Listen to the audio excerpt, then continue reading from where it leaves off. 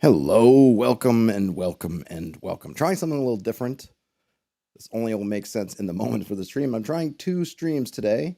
This is the first of the two streams, which is hopefully to get through to the end of Never Going Home. I say hopefully, not in terms of that I'm not super enjoying the read through, but I'm always cognizant of how long these streams get. So it's nice to be able to get through something in a reasonable amount of time for you folks, the watchers and listeners at home. Later on after this, depending on how long this takes, about a half hour after that, if we go about the hour, then I'll be back on for my OSR Reddit Roundup, last one of the year, so feel free to check back for that. I don't have any other programming notes, so let me pull up Never Going Home, and we will just get on in. Okay, if Restream will bear with me here. There we go. There we are. Where we left off, Antagonists. First, we have some text here on how to read these entries. Get a name, which will include any alternate names, as well as descriptions of motivations, habits, favorite attack methods, or typical hiding places. All good stuff to know. We'll get a type. We covered in the last stream, they talked about mob antagonists. Mob antagonists can attack together using the challenge rules that we saw earlier. Solo antagonists may only attack alone. We'll get an initiative value, armor, their brawn, smarts, and guts, their weapons, skills / abilities, weakness, if any, and reward. I'm not going to go through all of these religiously, since some of them are going to be stuff like this first one, average human. It's not that important. I really just want to get to the ones that are particularly setting. What's the word I want to go? Setting specific. So we get commandos, common soldiers. Here we go. Hallow Sister, also known as a Gallow Sister or a Nightingale. Perhaps they were nurses with the Red Cross who were cut off in the war zone. Maybe they were nuns whose abbey was destroyed. They could just be volunteers who took to helping the injured where they could. Whatever their origin, the sisters have become a frequent, if not altogether welcome, presence on the battlefield. Many sisters stoop with age or with emotional burdens they seem to carry. They wear a mix of salvaged military equipment, archaic medical gear, and religious paraphernalia, but are known by the bold red arcane symbols on their robes. They generally appear in groups of 5 or less in the aftermath of battle, seem to know right where the wounded are, and silently begin to ply their trade. If attacked for their efforts, they withdraw with supernatural speed, ending combat after 1 round. Certainly creepy. These are, so even though they travel in groups of up to 5, they're solo. I'm trying to think what the max is. I think is 6 was about the max or the human maximum. So they have a lot of guts, reasonably smart, not a lot of brawn, no weapons. They have their skills. They have good skills in the healing arts, some knowledge skills, and a touch of stealth. Of the healing arts, it said the expert care of the sisters, gentle words, half-chewed herbs spread over burns, fresh bandages, allows them to heal the body, mind, and spirit of those they choose. This ability may target any attribute. If the healing arts skill roll surpasses the target's defense, the target recovers 1 rank in the targeted attribute. Augments may be bought after the roll, as with weapons.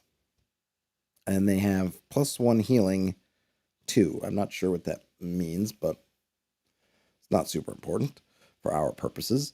And then there's another ability called Triage. This ability is always active. The sister may make either a communication or investigation roll to read a patient's future and see if they are worth saving. If they deem a patient to be unworthy of their time and attention, they are as likely to perform a mercy killing as they are to leave the injured person alone. If they decide to help, they may reveal some of what they glimpsed as they work. That's kind of creepy. Could definitely be atmospheric if on an NPC. I suppose maybe they could read the corruption of a PC. I wonder if there was a PC who was down that had that 5 corruption, meaning that unless some special circumstance arose, this would be their last battle with the sisters. Mercy killed them. It would make for an interesting moment. Definitely a really thematic, weird, but kind of helpful entity. We have officers. Then we have shell-shocked soldiers. The primary motivation of a shell-shocked soldier is to escape from the threatening situation their experience or memory tells them they are in. They try to exit wherever they are, even moving vehicles, and will fight anyone who tries to restrain them. A soldier experiencing shell shock is highly likely to get themselves hurt or killed and may bring unwanted attention upon anyone in the area. So they're definitely right. They're panicked, and they're going to lash out at anyone who tries to get in the way. Nothing here in the chat. Hey, nothing. This is interesting, and other that is helpful. Is there a downside to being treated by them? It doesn't seem like there is nothing. It seems like maybe, just as in the players might be able to use the powers of the others to help, seems like this is similar. I think the mercy killing part may be seen as detrimental. If they come and they triage you and they feel like you're not worth saving, they might just kill you. So that would probably be a downside if you didn't end up on the right side of that triage ability. But they definitely feel like it's enigmatic, right? So they could be a great help. But of course, if they do find you wanting, then yeah, that could be bad. But yeah, it's definitely interesting. And even though they're not strictly evil, I definitely get the sense of, and I feel like you could play them with a lot of otherworldliness, maybe even some kind of ambivalence, definitely some kind of weird thing that they're doing. You know, if you're leading the party, and let's say you have so many, I don't know, hirelings or people with you, for lack of a better word, and you went through a firefight, you would love these sisters to come up and help you, but at the same time, do you want them dispatching some of those soldiers because they might die in the next battle? Probably you don't.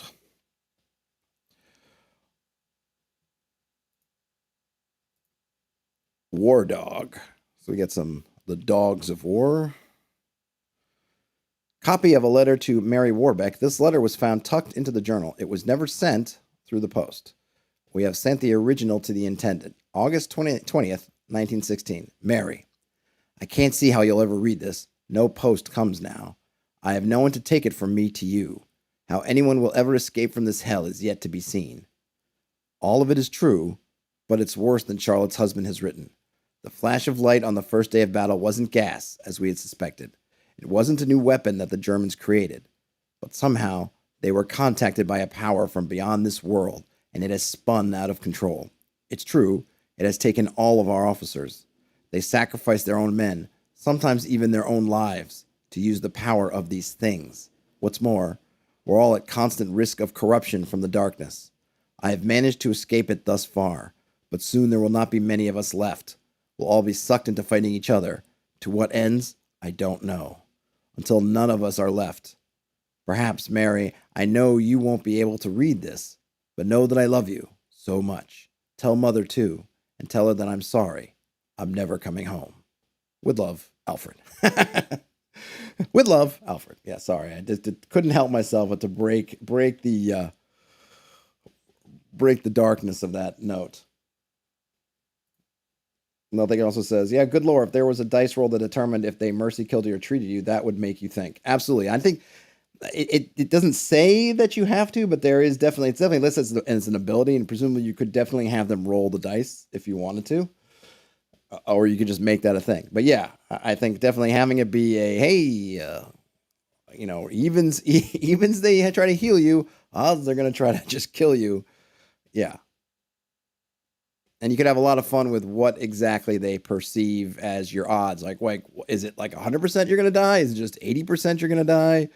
Maybe you could reason with them in some way. A lot of possibilities there for having some fun with that kind of mechanic. Okay, on to supernatural threats. The cackling horror. Every one of the bastards who summons these things think they're special, that they can control it. They're wrong every damn time, and both sides end up paying for it. Pain, carnage, misery, conflict. The cackling horror lives not just to experience them, but to cause them. For far too many, the last thing they hear is the twisted, malice-filled laughter of this irredeemable monster. Unable to pierce the veil on its own, power-hungry casters bring them across in exchange for what they believe will be a powerful ally who will grant them increased arcane power. This is true, to a point. The only thing a cackling horror cares about is carnage, pain, and destruction. It does not care who wins or loses. It does not care about anyone's side of a conflict. It does not care about the person who foolishly summoned it. The only thing it cares about is that sweet, sweet moment when everything goes south and devolves into destruction, confusion, horror, and death. And it works extremely hard, even carefully subverting the plans of those who summoned it, to make sure that happens. Of course, if the summoner also is adept and eager to cause widespread destruction and death, the cackling horror is more than willing to work with them in good faith. For a while. Bum, bum, bum. Yep, cackling horrors.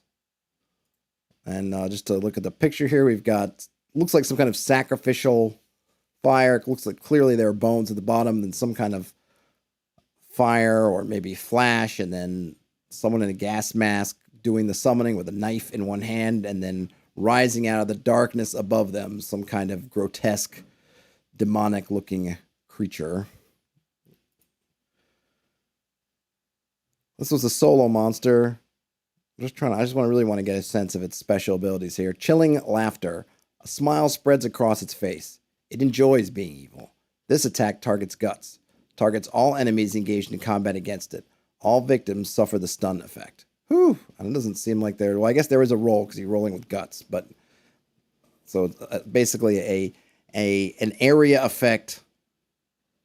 I want to say in 4th E parlance, it'd be something like a close burst, stun.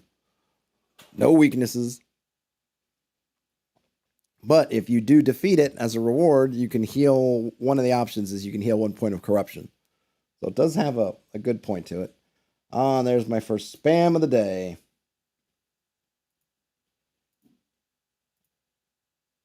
Nice to see you, spammer. And goodbye. Next up, we have a corpse feeder, aka a ghoul or Leichenfresser. Leichenfresser? I'm not sure how you would... I won't even try the German. They wouldn't be such a damn problem if they waited until you were actually, dead. Oof. Clearly some type of humanoid carrion creature, corpse feeders, frequently referred to as ghouls, stalk the outskirts of the battlefield looking for the fallen or the injured. They then drag the target away to eat them in peace.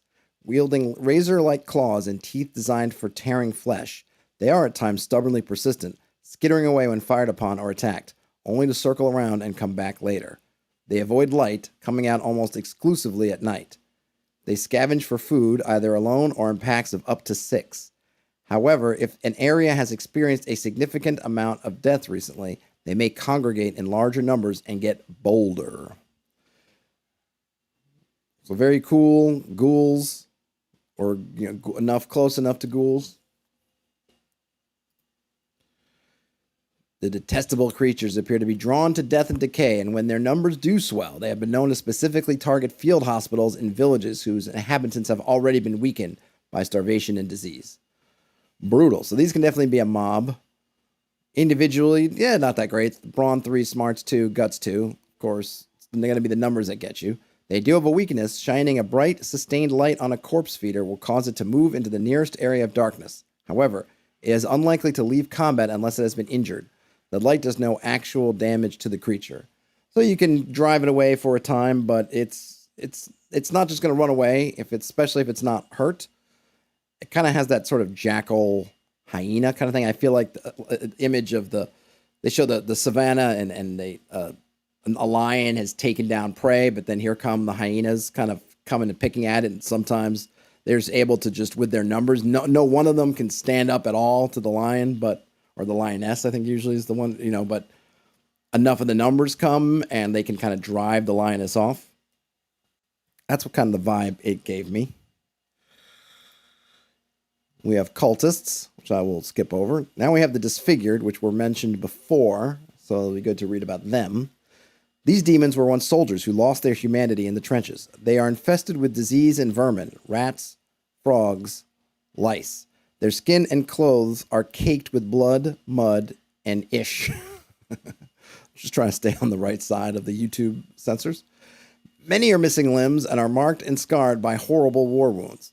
They are hotbeds of disease, though they are unaffected by the horrors they carry. Although they can and will use firearms, they love to hurt, maim, and torture with hooks, barbed wire, and mutilations. They are also skilled at deception and are frequently fond of having ingrained themselves in the ranks of regular soldiers. Frequently found having ingrained themselves in the ranks of regular soldiers. So this is what you become if you get to that 5 corruption and then skitter off. You become one of the disfigured. And there is some kind of vacuuming or something happening outside one of my windows. So apologies if you're hearing that background buzz. Hopefully it's just annoying me a lot more than it's annoying you. But if it is coming through in the audio, apologies. Now, nothing says that ghoul is a well-written monster. The adventure writes itself around it. Absolutely. Very easy to add onto a scene, right? Or a moment. If there's a post-battle and everyone's just kind of chilling and there's all this kind of carnage around, then, then some ghouls could show up. Absolutely. If a player takes on 5+ corruption, they either go through a lengthy period of self-mutilation or throw themselves into physical altercations where they might suffer grievous wounds.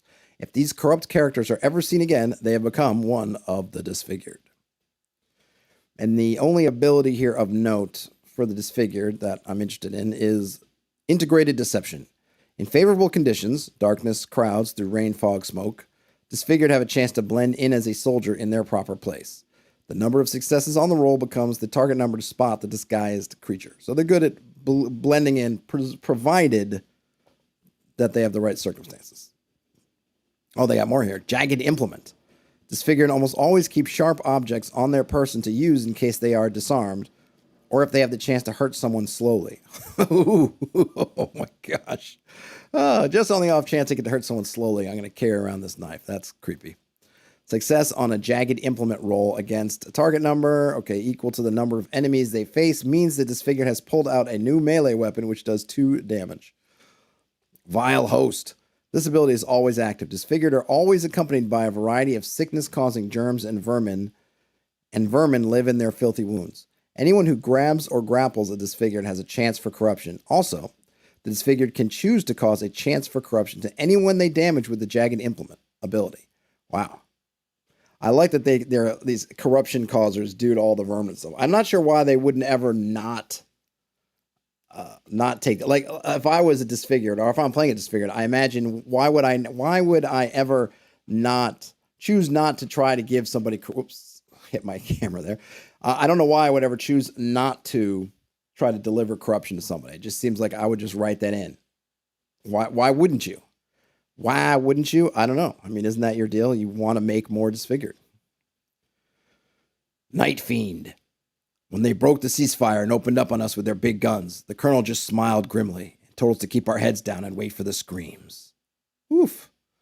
Ever hungry, drawn to light, noise, and battle, it is common for both sides of a conflict to agree to hold their fire until morning when there are signs of Night Fiends about.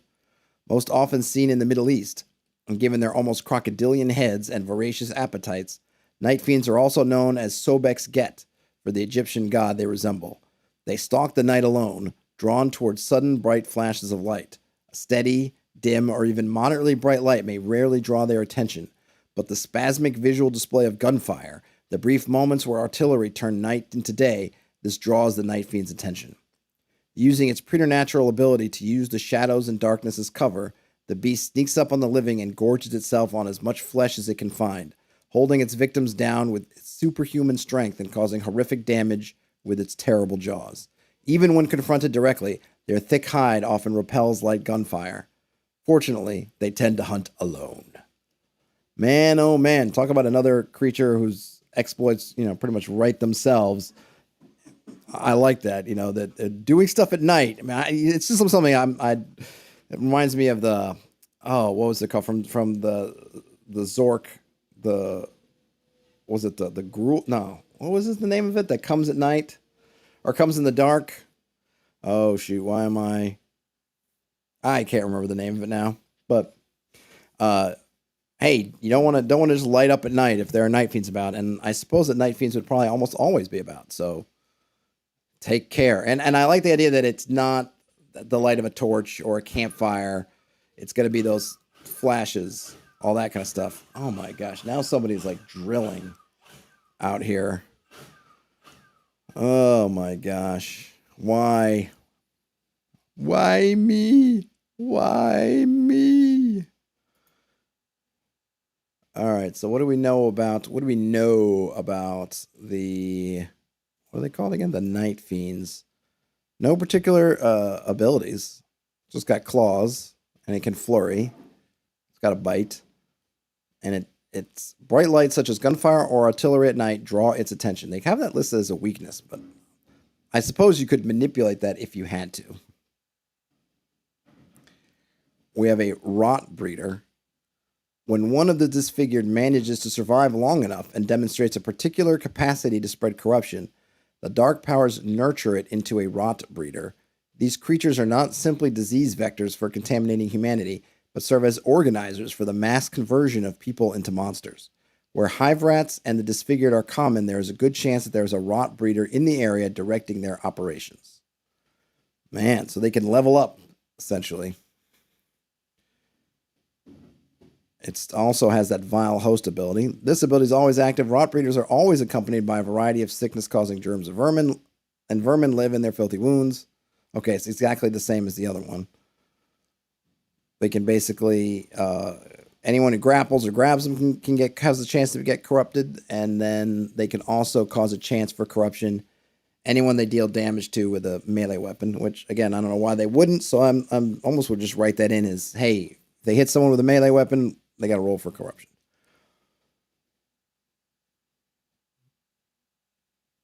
Ooh, this one's called the Skin Thief. A shuffling monster perhaps assembled from mismatched parts with loose skin, long arms, and many teeth. They feed on flesh. The fresher, the better. But they are careful to peel the skin from their victims first. They keep whole skins as trophies, which they preserve by air drying. The most successful among them amass a collection of skins which they use to decorate whatever hole they claim as their home. The skin thief is an ambush predator rather than a hunter, disguising itself well enough to appear as a corpse or a living human to get close to potential victims. Guru Rose. I was thinking it was going to wear the skins, but no, it's just collecting them as to use as, say, curtains, perhaps some window dressing. A rug, maybe. Oh, well, what? No, I spoke too soon because it has an ability called Wear Skin. The skin thief dismembers human bodies carefully and wears the stolen parts as easily as clothing. It uses arms, heads, and sometimes faces to fool its prey. It is a visual disguise only. A skin thief cannot speak and does not learn anything from its victims. The Wear Skin roll becomes the target number to spot the disguised creature. It does have a weakness. If not desperate for a meal, a skin thief may be persuaded to leave an area if its collection of trophies is threatened. Well, that's interesting. So you can, you can threaten its collection of human skins, and then maybe it'll leave. To get to take the skins with it, I suppose that would have to be part of the deal. Otherwise, it wouldn't be much of a threat. Slug mules. They stink. They're dumb as a box of rocks, and they're ugly as homemade sin. But at least they're not trying to eat us. It's obvious that a lot of the monstrosities filtering through the veil had to eat something before they got a taste for humans. Slug mules were probably at the top of the menu. Stinky, messy, and none too bright, slug mules are like a cross between a pig and a donkey if both creatures were a lot less bright and a lot less charming. Despite their shortcomings, they are strong, have amazing endurance, and seem fairly unflappable. All you need to do is put blinders on them, and they immediately become docile and accept any rider and just about any prodding to go where the rider wants them to go, even into a nest of demons. Of course, you better keep them blindfolded. As soon as their eyes are uncovered, they completely freak out, tossing rider and gear and stomping anything nearby into the mud. Also, you could feed them just about anything organic. Dead bodies, rotted vegetables, outright garbage, you name it. This is immediately obvious as soon as you smell their breath. They breathe a lot. So now we get an alternative mount. Horses and other things will probably be in very short supply out there. But you could find yourself a good old slug mule. Yeah, slug mule. Yeah. Not much to mention in the abilities department other than a weakness, completely tame and obedient while blindfolded. attacks anything and everything in range when not, and will attempt to flee. I'd be curious. I wonder how it plays out. How do you get the blindfold on them since it's going to go nutso? Do you tire them out? Do you try to throw mud in their eyes to temporarily blind them so you can get an actual blindfold on? That'd be an interesting encounter, like a gross version of who was it? Like, was it Theseus and the Pegasus or whoever from like Clash of the Titans style? I'm forgetting which one. If it's Perseus, Theseus, the Perseus, I can't remember. Anyway, trench. I was gonna say trench goblins, trench gremlins. These foul little creatures stand around 14 inches, 36 centimeters tall. They are intensely curious about people and the things they covet. If something is important to humans, it becomes important to the trench gremlin. This includes machines, specifically weaponry, but also extends to food, money, alcohol, entertainment, and sweets. They can be cruel and wicked things, but are not overtly malicious. They merely crave constant stimulation and don't care who they hurt or what they damage in the process. They're somewhat monkey-like in appearance, but stand bipedal, hunched over. They are agile, quick, and clever in escaping the people they piss off with their shenanigans, never engaging in a stand-up fight if they don't have to. This is another great one. They have a quick escape ability. The trench gremlin slips through the cracks and could be anywhere by now. It can flee or re-enter combat at any time. It does have a weakness. Trapping the trench gremlin in a box or cage from which it cannot possibly escape temporarily reduces its smarts to 1, and the only action it can take is to attack with its claws. Very cool. And another says, a lot of these are great non-mythical monsters, perfectly usable in grimdark fantasy games. Yep, you could easily convert some of these to grimdark fantasy type stuff. I really like the slug mule just because it's. I mean, there's been a few. Nothing's commented on those nurse types who are not strictly speaking, evil with a capital E. The slug mules could provide useful. The trench gremlins are interesting. They're not, they're almost naive in a way, kind of childlike, sort of in sort of the kind of bad child, kind of child that maybe needs some better parenting, but a child nonetheless. And then of course of this that's really bad. But yeah, they're all in a different vibe than say your kind of normal, quote unquote, vanilla D&D sort of monsters, or at least what they take from them, right? There are ghouls in D&D, but these are a bit different, right? There are gremlins and things in D&D, but again, these are a bit different. And yeah, you could totally take these out of this World War I context, throw them into your grimdark fantasy, and they would fit right in. Trench Stalker. Now they stop firing? Bloody bastards. Like some horrific cross between a frog and an anteater, this beast treats the trenches like an all-you-can-eat buffet. Its powerful legs propel it across the no man's land swiftly, making it a difficult target to hit when on the move. Once it finds a trench, ignoring the screams, cries of horror within it begins to simply slurp soldiers up with a sticky frog-like tongue. Very soon, the cries and screams are emanating from the creature's distended gut. Once it has had its fill, it leaps away to digest its still living prey in relative peace. Oh my gosh, that's gross. That's gross. I think the one thing, if you're going to convert these to fantasy, because what I really like is they do have these abilities, like this one in particular, and some of the others that are really apply to the trenches. So if I was going to pull these into a fantasy campaign, I'd want to know what is my grimdark fantasy version of the trenches. This kind of, what sort of thing is in the landscape that has these same kind of features? Because in this world, in the never going home world of trenches and no man's land, clearly the trenches are the kind of your safer spots if you're in the front, but also obviously with creatures like these can be tremendously dangerous, but they're also ubiquitous. You really can't, there's no part of this theater of war that you're operating in where you're not going to have some combination of trenches and no man's land at some points, right? Not all the time necessarily. Maybe you'll find some woods that haven't been blown to smithereens and you'll get to go through there. Maybe you'll do some other things, but trenches are going to come into play at some point. And I wonder you want to think about what is the analog for your grimdark fantasy so that you can have these creatures that seem to be, they almost have adapted to that particular thing, which makes them kind of special and different. Like, I wouldn't want a trench stalker. I mean, it doesn't make sense if it was just doing this on a road, right? Because you could just get off the road. I mean, would have to kind of chase you around. This, because the trenches are confined, you could have this thing almost like a gelatinous cube in a dungeon. Maybe that's kind of the nearest analog to something like this that's just filling up the entire space and just coming at you, and you either have to kill it or run, which makes it for an interesting encounter. But the fact that it's not, it has a different thing, right? It's not trying to be stealthy like a gelatinous cube necessarily, like see through. It's not translucent. I guess it's just doing it with just kind of speed and the fact that it can just swallow you whole. So, of its powers, we get a pounce. It leaps onto a target, knocking them to the ground. Victims suffer stun, and the trench talker automatically makes a melee attack against the victim as the first action of the next round of combat, which does not count as the trench stalker's action for the round. They're still alive. Victims of Swallow Whole are paralyzed by the creature's stomach juices and can do nothing but scream. They must be rescued by killing the beast within 4 rounds or they suffocate. And there's no weaknesses. And the weapons it has, because I was going to say where it says it makes a melee attack as its next, right after. So it jumps down in the hole, smacks you, stun, and then it's listed as a weapon, but it has Swallow Whole.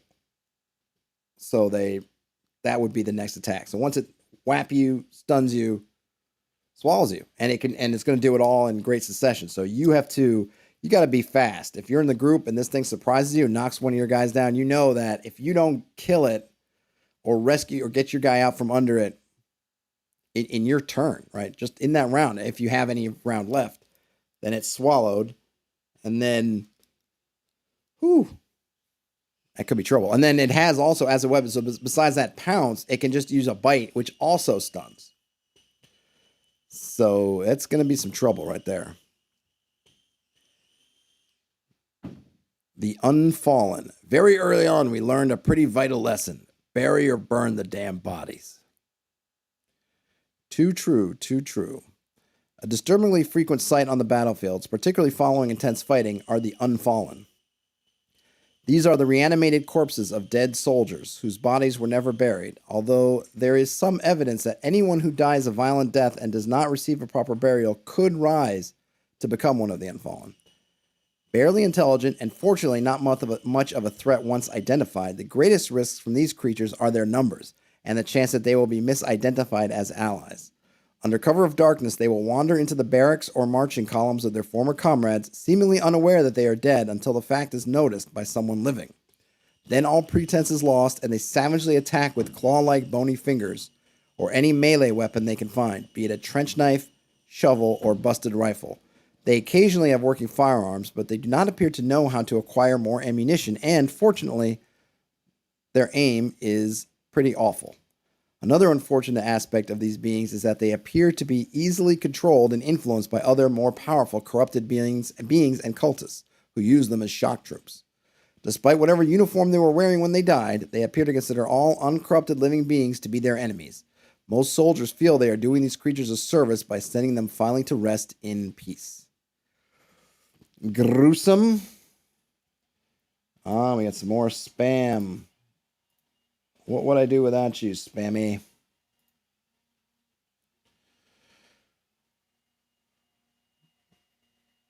Veil Priests. Oh, I like the look of this. It's sort of got a, oh my gosh, now more drilling over there. Oh no, that's a leaf blower. My goodness, the noises. Hopefully you guys can't hear them, but driving me a little bit batty. So we get Veil Priests. The picture looks really cool. It's got kind of a priest's, I don't even know what this kind of shawl sort of thing they wear, but it's neat because they show it's patchwork. So clearly it's roughly hewn or patched together or made. And I like the fact he's wearing it over his gas mask. And he's got his hands out, but they're kind of bony, claw-like. Altogether, a very kind of creepy look. Humans who have a knack for learning magic can become powerful and feared figures in the cults they lead. They have the goal of greater power, but they are cleverer than common cultists. Most delude themselves into believing that they control the power of the others, if only they learn enough and make the right contracts. Willingly or only half suspecting, veiled priests often serve as a doorway for the worst of the horrors which now swarm the earth. They wear the robes of their cult or dress in black and are usually distinguished by some piece of faded or half-ruined finery. They don't seem to be truly human anymore and are no longer swayed by human concerns. Let's see. We've got their skills abilities. They have chaos songs. Oh, I guess that's one of those whisper paths. They could be other paths also. Let's see. Usually blood rites or elemental rituals. Make them flee, put them off, stare them down. I guess I forget if those are paths or just whispers. Weakness, they know they cannot enjoy their power if they are killed. They are always interested in the price of living one more day. So they definitely can be reasoned or bargained with on some level. But I think trying to reason with them like, hey, we want to end the war, like that's not going to do it. You're going to have to find something that appeals to them, their new otherworldly goals, because the stuff of humanity is no longer their stuff. We got some more Alfred's journal entries. August 21st, 1916. Raynor sits at the telegraph in the field office as much as he can. As the front descends into chaos, further chaos, we rebuild what he can in Longueval and hold our breath. At night, we stand guard. The monsters sometimes wander too close. They don't seem to want to fight us. They are as indifferent as the tall nightmarish one I saw summoned on the night they used William to conjure it. We must watch William all the time now. He was dismissed from our field hospital. No one knew what was wrong with him. They say it's only his mind, but they didn't watch him like we all watch him now. They don't see him changing. He's taken to wandering, and sometimes he goes too far afield. He doesn't talk. He's gone gray in the face. His eyes are bulging, his skin sagging and sinking. He's little more than a skeleton. He refuses to eat. And he mutters constantly about the voices. We take turns watching him, all day and all night, on John's orders. He thought of turning him away, but he says he needs proof. Of what? Thomas asks. John simply shakes his head. August 22nd, 1916. Raynor receives a message today on the telegraph, a French message. We brought in Pierre to translate. He read out the words. Cadenas a lock. He makes a motion with his hand as if he's turning a key. Livre, a book. Ours, bear, bois, the forest, or maybe wood, timber. By now my heart is starting to beat faster. I look at Raynor, who looks like his mind is furiously turning. And the next word, lune, is the moon. Marée, water, or the tide, and arbre, I cut him off. Tree, I finish. Pierre looks up. Yes, a tree. You know this code? He looks from me to Raynor and then back. It came in a few days ago in English, I say. Send it out again, in any language. See what comes back. Raynor nods and gets to work. I can't stop thinking about it, even now, when I'm supposed to be sleeping. It will be my turn to watch William soon. I was interrupted before by none other than William, as if writing about him had summoned him. He came up behind me so silently, I had no idea he was there. Everything happened so fast. He tried to kill me. His fingers came around my throat. We struggled so loudly that it awoke others. Thomas came to help me. We fought him off. Who would have guessed he had such strength when he's barely more than a ghost? Gave us all quite a scare, to say the least. I'm sorry, Alfred, he muttered over and over. We had to take him somewhere where he couldn't hurt anyone else. John tied him up and left him in the hospital. He wailed for a time. We could all hear his cries echoing out across the dark, but he stopped now. Whatever proof John needed, he has it now. August 23rd, 1916. Raynor has been sending out the list of words. Lock, book, bear, wood, moon, tide, tree, in English, French, and German. He received something today which we think might be an answer. Locked in the book of secrets, we bear witness. Nature leads us into the eternal tree. Raynor was pale as death when he told us. It's what they found, he tells us. This was in the book they found. What book? I ask.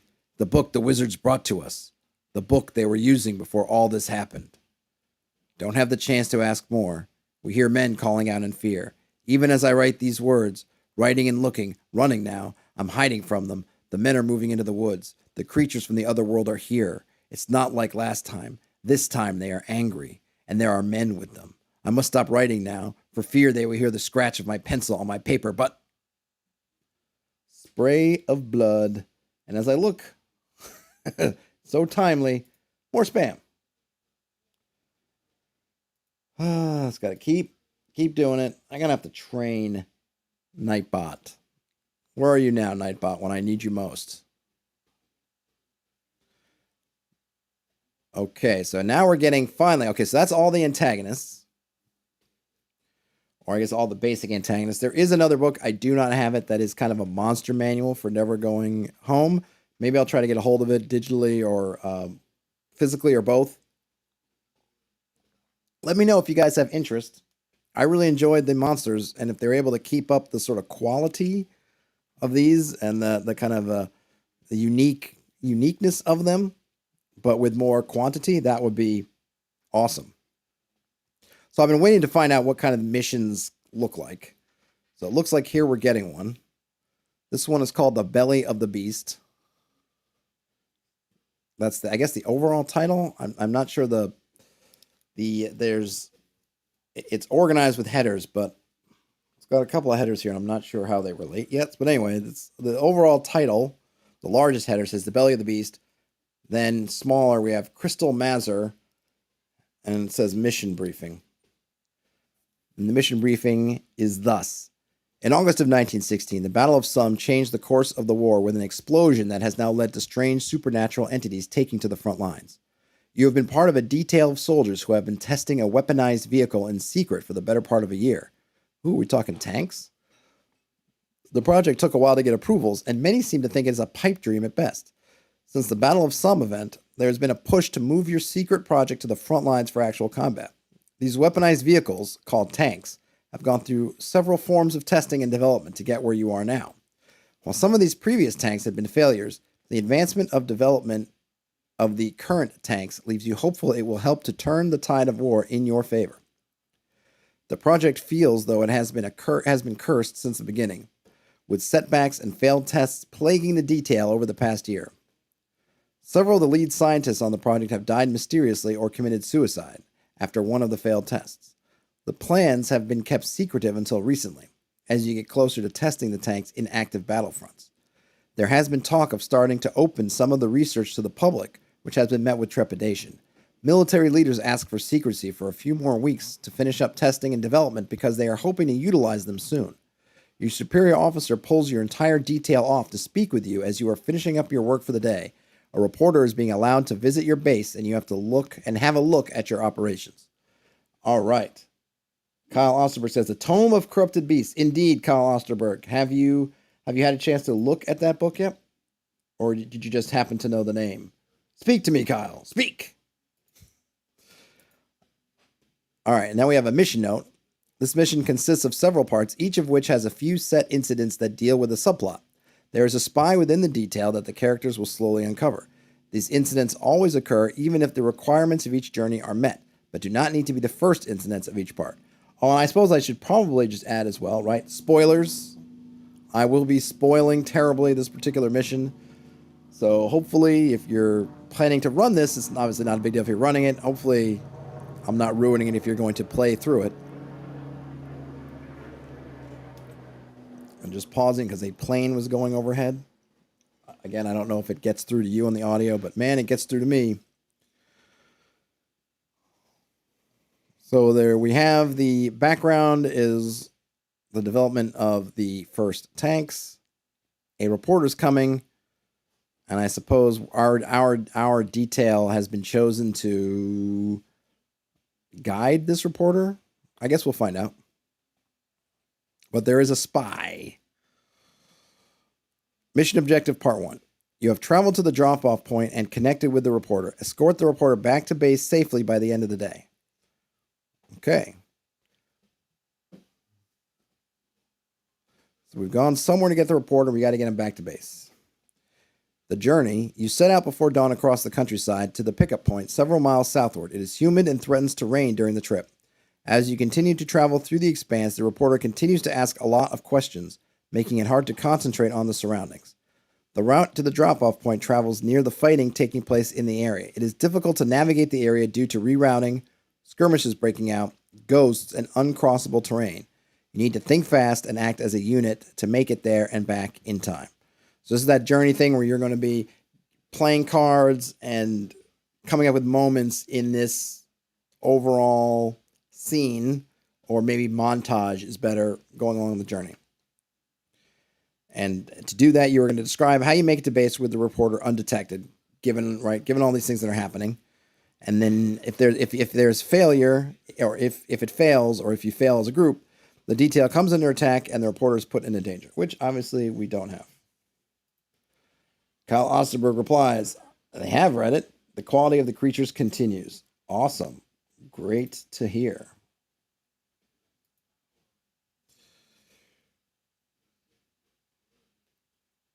Okay, so we have several incidents. A backpack is discovered, and the supernatural roam this area always happen, even if the journey succeeds. Choose additional incidents equal to the number of black cards played. So we get a number of incidents that's going to happen along this journey. 2 of them have to happen. The other ones may happen, depending. So the first 2 are the 2 that must happen, or that always happen. A backpack is discovered filled with papers and supplies on a corpse that you walk past. And you have to roll a communication test to discern what the papers are about. If it's successful, you discover that the enemy is also developing their own vehicle similar to the one your detail has been working on the past year. The papers indicate the information was gathered by someone on the project detail. It is possible you have a traitor in your group who's feeding the enemy these plans. So the first incident, or that first required incident, is one that will expose the general existence of the traitor, but obviously not the specific person. The supernatural roam the area. This incident is so you may run into an entity you are not equipped to fight. Some of the terrains were damaged by skirmishes, making it hard to traverse. You happen upon several corpse feeders who are feeding on the bodies of the dead from a recent fight. It is the first time most of you have seen these monstrosities, so it catches you off guard. If you are unable to stay hidden, they will direct their attention to you. So you get to, potentially, if you can possibly try to get around them, but if you can't, you're going to get 2 corpse feeders for your trouble. And then we have some other incidents. I'm just going to call out the titles and not go through all of them. Get lost, fall under fighter, the reporter is injured, you stumble upon a ritual.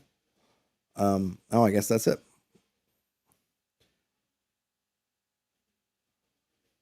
And then we're moving on. So we get another mission briefing at the end of this.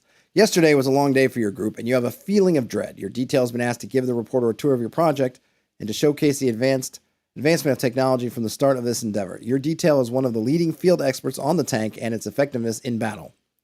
This request goes against the collective thought of continuing to keep this research a secret. Up until this point, there have been several styles of tanks which have had their shortcomings. Several models of the tanks were complete failures, and the project was on the verge of being canceled because of it. The newest model addresses a lot of these issues, but has not yet been tested against the supernatural creatures seen wandering throughout the night. It continually feels like the project has been cursed. Okay, so this is actually the mission briefing for part 2.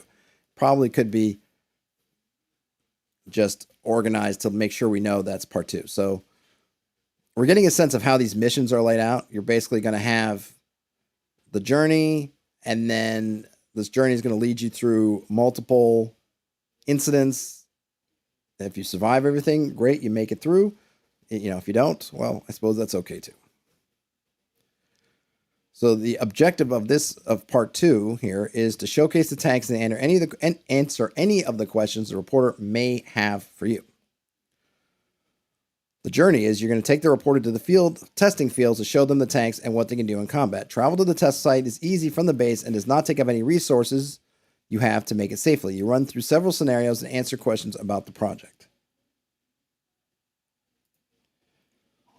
Now, nothing says these missions seem very regimented, sort of like an expanded skill challenge. Is that how it's supposed to be played?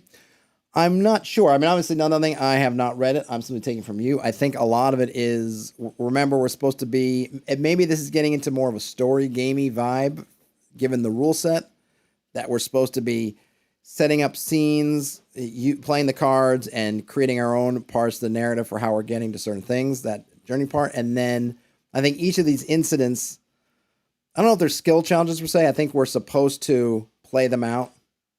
Like with those corpse feeders, whether the corpse feeders come up and it happens. I mean, I guess you could imagine it like if you knew that, hey, we're running a journey from A to B, say a hex crawl from A to B, And we're going to determine kind of ahead of time, well, how many, instead of rolling, say, per day, random encounter, or wandering monster check, wandering monster check, wandering monster check, we're going to roll kind of one thing and say, okay, we're getting 3 wandering monster checks, but we're going to call them incidents because they're going to be, in this case, instead of wandering monsters being a thing, we're going to have it be broader than that. So an incident, let's say in our case, could be an environmental hazard, could be an injury or potential injury. It could be somebody potentially getting sick. It could be something, or it could be a wandering monster. It could be a bunch of things. So in this case, instead of rolling it kind of as you go along, we're kind of doing it up front. And instead of having just a very general thing of something happens, right? We're having these specific incidences. So if you would imagine a hex crawl kind of situation, in which instead of a wandering monster where you're going to roll everything randomly, you're going to write up kind of that encounter to some degree and then play out the encounter. So I imagine that once you get into these specific incidents at the table, you're going to role play them out, which would include some kind of skills and things like that. But I don't think it would just be that. I don't think the idea is, okay, you get to incident, tank malfunctions. Well, maybe that's a bad one because the tank malfunctions might just be a skill check. But something else might be, okay, hey, trench gremlins have shown up. And then that becomes something you play out, right? But maybe whereas say an OSR hex crawl might be trench goblins, you roll a wandering monster and you get 2d4 trench goblins and they're, a 3d6 times 10 feet away or 100 feet or whatever. Okay, this is saying, no, more specifically, okay, you get trench goblins and hear what the trench goblin's doing and how it kind of pertains. So it's a little bit more focused in on what this is about than maybe you coming up with that on the fly, which you could. I mean, you could do the same thing. Say, hey, trench gremlins, and then it's up to the GM to figure out what they're doing when you stumble into them. In this case, they're giving you more fleshed out encounters, which it's going to be a stylistic thing, whether that's you think, hey, that's great, or boo, I don't want it to be, as you say, kind of regimented in that way. But I don't think, obviously I haven't played it, but just my sense is I don't have the sense that it's supposed to be just, okay, now we're just going to roll some skills kind of things. But you probably could play it that way. I mean, like any game, you could kind of play that way, right? Oh, you encounter this, we're going to roll these skills to see how that happens. But I don't think it has to be played that way. Maybe it's the best thing. So I'm going to just go through these kind of incidents in fairly short order. We got traitor in your midst, tank malfunctions, ghost in the machine, and the Germans have discovered this location. Also, you can't fix a broken tank. It's easy to get lost. And then I think if you get through there, oh no, so the end of this one, the decoration is just the prize. You can get some cards, and cards are supremely useful, so that's a good reward.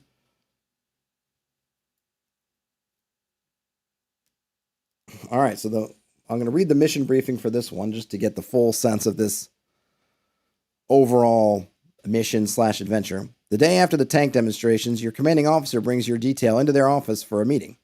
The continued feeling of dread and being cursed continues for the group, making it hard to concentrate on your tasks. Upon arrival, your commanding officer wishes for your detail to get him a verbal report of what happened the day before. He patiently listens while the group retells what happened the day before. He states there is a concern about the reporter and what their article is going to cover regarding the tanks and their performance in battle. After taking some time to weigh your report along with the information he has, he informs your detail he has no other options before him, and the reporter needs to be dealt with. Your commanding officer feels it is better to handle this quietly so you can continue with the project rather than have everything compromised. Whoosh! This took a dark turn, especially if you're that reporter. Mission Objective 3, deal with the reporter, quote-unquote, as you see fit. Ooh, boy. All right. So for the journey part of this, there's a lot left open to interpretation on how to deal with the reporter. You meet privately as a group to first discuss what options you feel are appropriate for your detail before enacting upon them. The detail may also further question the reporter on what they plan on doing with their article or how the reporter felt about the demonstration the day before. If asked to share their article, the reporter only states that they're just focusing on the facts of what they saw, and the truth about tanks must be shown to the world. And then I guess it's really here is just interesting. It's just a question for the group, really, is how do you think you should carry out your order to deal with the reporter as you see fit? What does that mean to you? And here we have a special journey resolution. Each player is going to pick a card from their hand for the journey as normal. They place this card face down in front of themselves. Then each player draws a second card from the deck. The narrator will then describe what each suit means for the incidents. The players may then decide if they wish to keep their already played card or replace it with the card drawn from the deck. The unused cards are discarded. So basically, there's a sense of you're getting kind of a couple of options.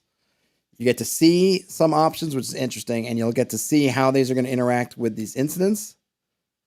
But you know what your card you drew. And then it's up to you to decide whether you feel like your card is better for whatever you want to do or the one that is out. Which would be really interesting, especially if there was that kind of hidden traitor thing. If somebody is playing up their corruption, that makes for an interesting thing, as they could potentially, they have a chance to go with a worse outcome, kind of. Maybe worse in quotes. So again, I'm not going to go through these in detail, but the incidents are too many spies in the pot. Our superior officer is wrong. And then we have the cards. So these are the ones that are dependent on the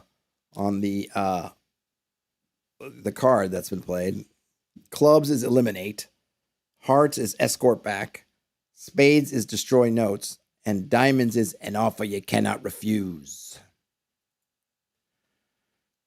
Oops, I went the wrong way. And then if we need an antagonist, we stats. We can use an average human with a specialty of investigation. And the conclusion of this whole thing is, should the detail decide to kill the reporter, they do so quickly and quietly. They can dispose of her body and take care of all the evidence that is left behind, making it look like an accident that was caused by enemy forces. Other options may be more complicated, but nothing the group can't handle. No matter what course the detail decides to move forward with, there's too much bad blood and suspicions for them to continue to work together. They all request to be transferred off the project and move on with their service.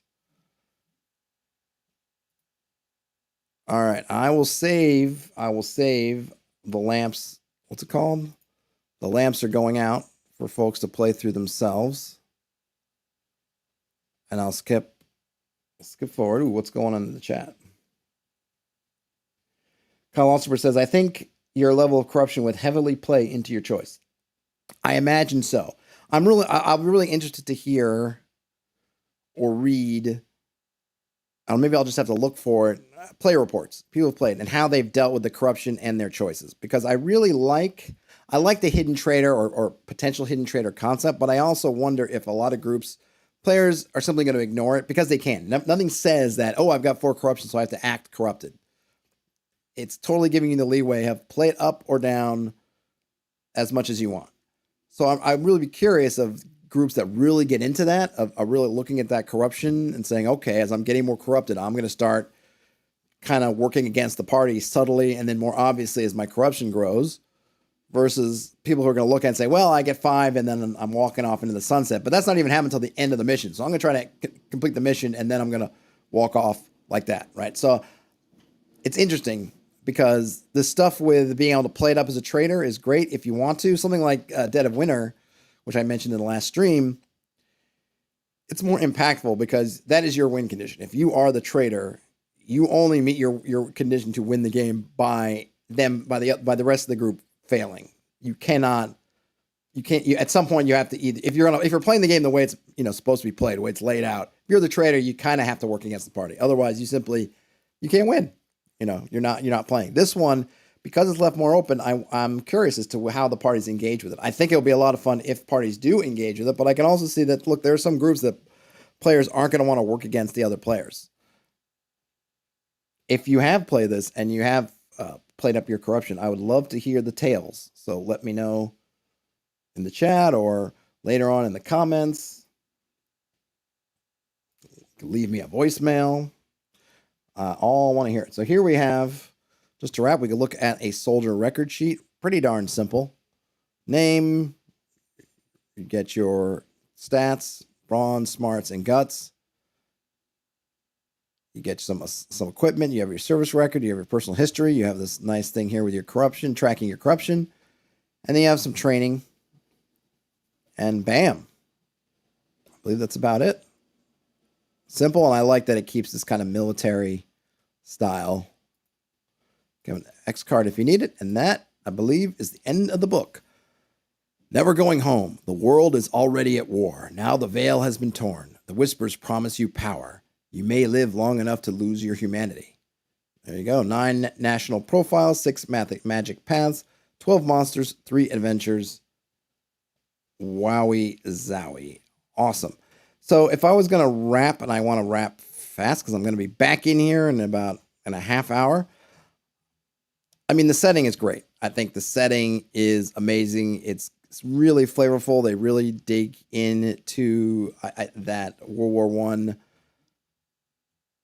I mean, I want to say era, but really just the war itself and trench life, trench warfare, no man's land, all plays into things wonderfully. When I talked to Brandon the other day, you can check out that interview on the YouTube channel.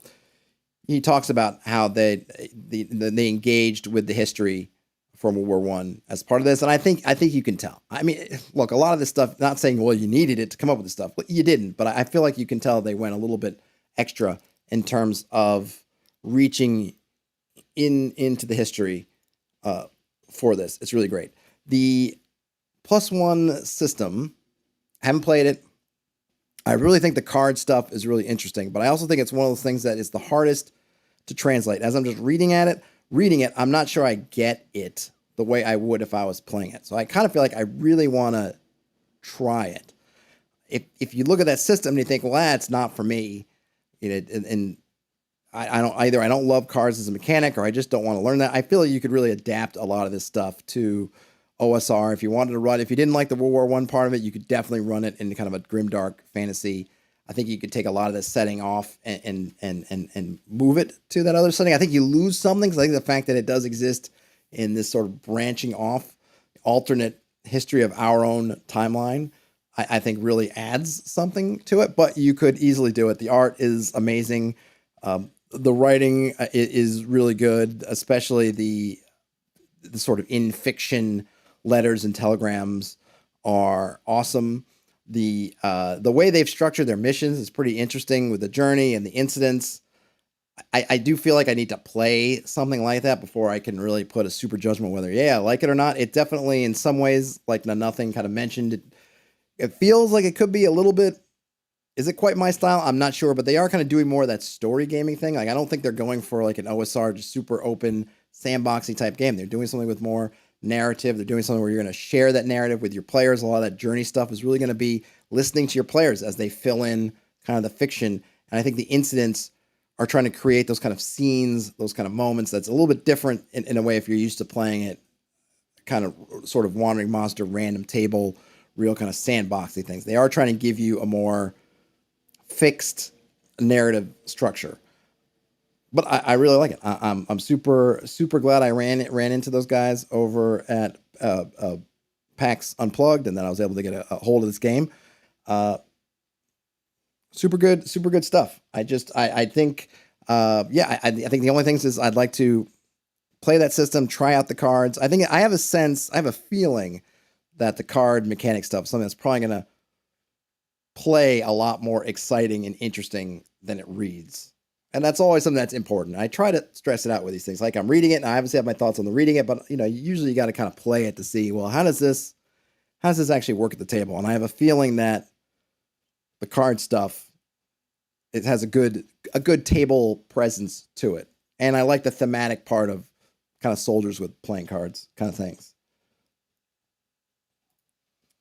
Let's see. Nothing says they wouldn't want to. Oh, whoops. Let me read the first part. I think giving the leeway is great. You could do nothing or start acting against the party. I think a lot of my players would be willing to play it up, but would want a table to guide them. They wouldn't want to turn on the party unless the rules told them to avoid other players getting mad at them. And Kyle Osborne does say there are some actual plays on YouTube. Cool. I will check them out. Another thing, I could see that. I think you probably have to talk with your players and empower them that, like, hey, look, you're not going to find that kind of table, right? That table, I mean, you could make one for this, but I kind of think that part of they want you to do is you as the player to really embrace this narrative stuff. So really embrace how your player feels.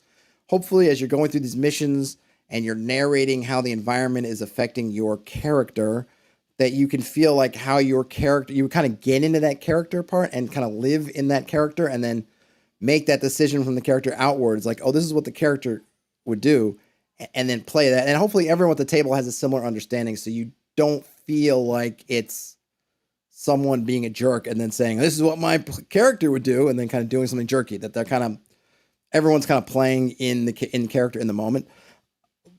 So, maybe it's something you could talk to your players about, but yeah, it's going to be very table dependent. I think you just probably have to have that as part of your session 0 to really talk about that. Cause I do think that the trader stuff is going to take it that extra level in make really interesting stories and moments, but people have to embrace it to get there. Right. So it's going to take some investment on the player's part, though. I think it would be worth making that investment if they can.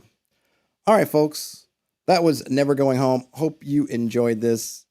If you give us a thumbs up before you leave the stream or after you watch this, that'd be great. If you're not subscribed and you feel like subscribing, that would also be awesome. As a quick programming note, I will be back in about 25 minutes to do the last OSR Reddit roundup of the year. Of course, if you are watching or listening to this later, that will mean nothing to you, except if you need another video to watch or something to listen to, you can go on to that one. Otherwise, folks, I will see you very soon. Game on, everybody. Talk to you later.